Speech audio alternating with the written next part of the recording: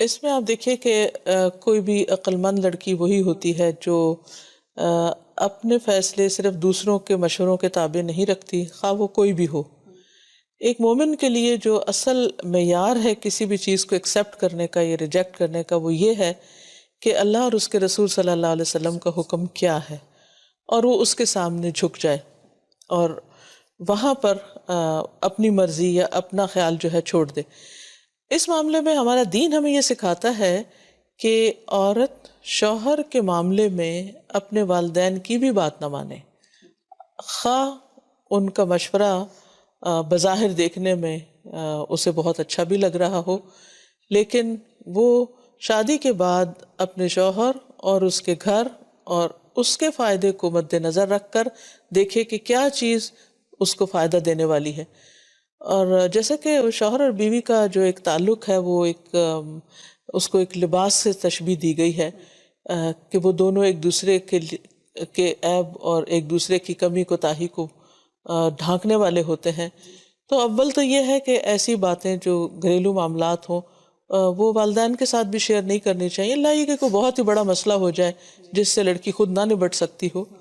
یا کہیں ظلم کی انتہائی ہو جائے کہیں، تو اس معاملے میں پھر یہ کہ ضرور وہ دوسروں کی مدد لے، لیکن ہر چھوٹی بڑی بات بتا کر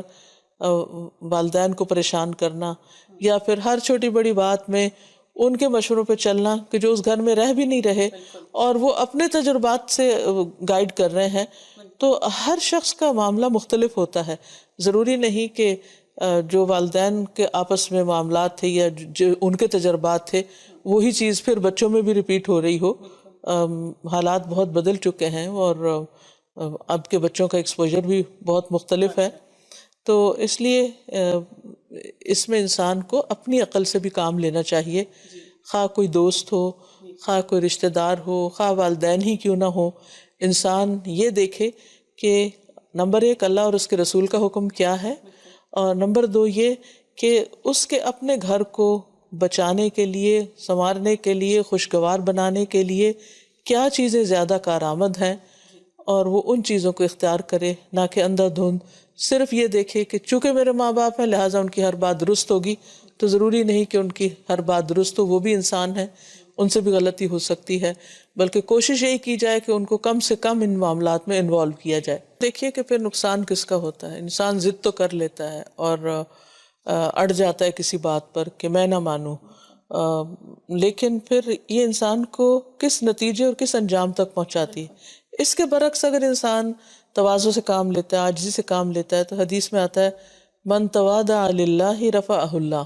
جو اللہ کی خاطر جھک جاتا ہے اللہ تعالیٰ اس کو بلندی عطا کر دیتا ہے۔ بعض اوقات کسی کے سامنے یہ کہنا کہ آئی واز رانگ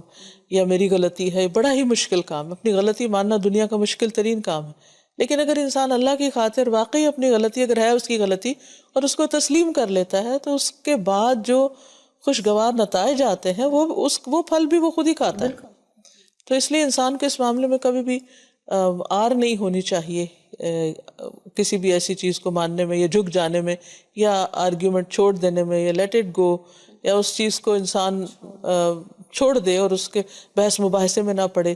یا ضد میں نہ پڑے، تو اس کے بہت سارے فائدے ہیں۔ اصل میں بہت سی چیزیں انسان کا جو اچھا رویہ ہوتا ہے اس سے خود بخود اس طرح کے منفی جذبات ختم ہو جاتے ہیں۔ میں سمجھتی ہوں کہ ایسے رشتوں میں سب سے پہلی چیز کچھ بھی سکھانے سے پہلے اور کچھ بھی کسی کو دینے سے پہلے اعتماد بحال کرنے کی ضرورت ہے، دوسرے کو اپنی خیر خواہی کا احساس دلانے کی ضرورت ہے، محبت دینے کی ضرورت ہے، گھر کو گھر سمجھنے کی ضرورت ہے، اور پھر اس کے بعد جو بھی چیزیں ہوں گی وہ ان کا تبادلہ خیال یا تجربہ یا علم ایک دوسرے کے ساتھ شیئر کرنا وہ بہت آسان ہو جائے گا، کیونکہ جب تک انسان کسی بھی چیز میں اپنے نفع نقصان کو مشترک نہیں سمجھتا تو اکٹھا چل نہیں سکتا۔ پیس دینی چاہیے، وقت دینا چاہیے، تحمل سے، برداشت سے، انتظار سے، آہستہ آہستہ چیزوں کو اپنے وقت پہ انشاءاللہ ٹھیک ہو جائیں گی، ان کے لیے وقت دینے کی ضرورت ہوتی ہے۔ انسان اگر یہ سوچ لے کہ ایک بچی جو دوسرے گھر سے آتی ہے اس کی مثال ایسے ہی ہے جیسے آپ نرسری سے ایک پودا لاتے ہیں اور پھر اس کو اپنے گھر میں جب لگاتے ہیں تو اس کو جڑ پکڑنے میں، اس کو پروان چڑھنے میں ایک وقت لگتا ہے، اور شروع میں چاہے آپ پانی بھی دے رہے ہو سب کچھ، لیکن وہ مرجھا بھی جاتا ہے، اور بعض اوقات تو یوں لگتا ہے کہ جیسے یہ پھلے پھولے گا ہی نہیں، لیکن جب آپ صبر کے ساتھ اس کے ساتھ لگے رہتے ہیں تو پھر وہ نئے پتے نکالنے لگتا ہے، اور ایک دن آتا ہے کہ اسی پہ پھل لگتے ہیں، لیکن یہ سارا وقت بہت صبر کا ہوتا ہے، تو صبر جو ہے وہ بہت ضروری ہے۔ ایسے موقع پر بھی یہ سوچنا چاہیے کہ اب جو ہونا تھا وہ تو ہو گیا، غلطی اے کی تھی یا بی کی تھی، اور اب اس مسئلے کا حل ڈھونڈنا چاہیے، نہ کہ اپنی ایگو کو سیٹسفائی کرنا چاہیے کہ میں نے صحیح کہا تھا اور میری بات اب پروو ہو گئی۔ پروو بھی ہو گئی تو اس سے نکلا کیا؟ بالکل، اور آگے کیا نکلے گا اگر آپ پروو بھی کرتے رہیں گے اور اپنے بچے کا نقصان، اور اپنے بچے کا نقصان کر رہے ہیں، اور اس کی تربیت بھی نہیں ہو رہی ماں باپ کی لڑائیوں سے۔ تو بہتر یہ ہے کہ آئندہ کے لیے مزید اپنی غلطیوں سے سبق سیکھ کر بہتر فیصلے کرنے کی کوشش کرنی چاہیے۔ تو اصل میں کوئی بھی فیصلہ یک طرفہ نہیں ہونا چاہیے، اور بعض اوقات انا بڑوں کی طرف سے ہوتی ہے، اور بعض اوقات یہ خرابی چھوٹوں کی طرف سے بھی ہوتی ہے، کیونکہ ہر انسان کے اندر کسی نہ کسی درجے میں یہ چیز موجود ہوتی ہے۔ لیکن اگر انسان یہ سوچے کہ اس ضد کا نتیجہ کیا نکلے گا اور وہ کس کے فائدے میں ہوگا، تو پھر شاید انسان اپنے لیے بہتر فیصلہ کر سکے۔ بعض اوقات یہ بھی ہوتا ہے کہ ایک وقت میں انسان کو یوں لگ رہا ہوتا ہے کہ یہ چیز میرے حق میں بالکل ٹھیک نہیں، اور اگر ایسا ہو گیا تو بڑا کوئی نقصان ہو جائے گا، تو وہ اس صرف ایک انسان کا اپنا خیال بھی ہو سکتا ہے۔ تو ایسے میں بھی انسان اگر نقصان بھی ہو رہا ہے تو یہ چھوٹا نقصان ہے بنسبت اس کے کہ انسان روٹھ کے چلا جائے، یا پھر کمیونیکیشن بند کر دے اور اس پر بات ہی نہ کرے، یا یہ کہ پھر بالکل ایک کولڈ رویہ اختیار کر لے، کہ یا احتجاجی رویہ اختیار کر لے کہ میں تو اس بات کو مانتا ہی نہیں ہے، سننے کو ہی تیار نہیں، بس ٹھیک ہے جو بھی آپ کرتے ہیں سو کرتے ہیں۔ تو میرا خیال ہے کہ یہ کبھی بھی نہیں ہو سکتا کہ دو اکٹھے رہنے والے لوگوں کے درمیان کبھی اختلاف نہ ہو۔ اختلاف ضرور ہوں گے، لیکن ہم سب کو اتنا میچور ضرور ہونا چاہیے کہ اختلاف کے ساتھ ہم ایک دوسرے کے ساتھ رہنا جانیں، یعنی ہمیں ڈفرینس مینجمنٹ آنی چاہیے، اور اختلاف کے باوجود اتحاد نظر آنا چاہیے کہ ٹھیک ہے ہماری سوچ الگ ہے، اللہ نے مرد اور عورت کو الگ بنایا ہے، دونوں کی سوچ ایک جیسی نہیں ہو سکتی، عورتیں بہت جذباتی ہو کے سوچتی ہیں، مرد دوسرے طریقے سے سوچتے ہیں، دونوں کے سوچ کے انداز میں فرق ہے۔ پھر بعض اوقات ایج ڈفرینس ہوتا ہے، بزرگوں کی سوچ اور طرح ہوتی ہے،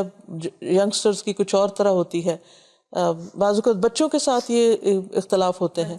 تو یہ تو ہوتے رہیں گے، اس کو تو پارٹ آف لائف سمجھنا ہی چاہیے کہ یہ اس کے بغیر تو زندگی ہوتی ہی نہیں۔ لیکن ان اختلافات کے ساتھ جینا کیسے ہے یہ انسان کو آنا چاہیے، اور کبھی ایک کی بات مان لی جائے اور کبھی دوسرے کی، کبھی ایک سرنڈر کر جائے کبھی دوسرا سرنڈر کر جائے، تو اسی طرح یہ گاڑی چل سکتی ہے۔ لیکن ہر شخص اگر کھچاؤ شروع کر دے تو پھر وہ گھر چل نہیں سکتا۔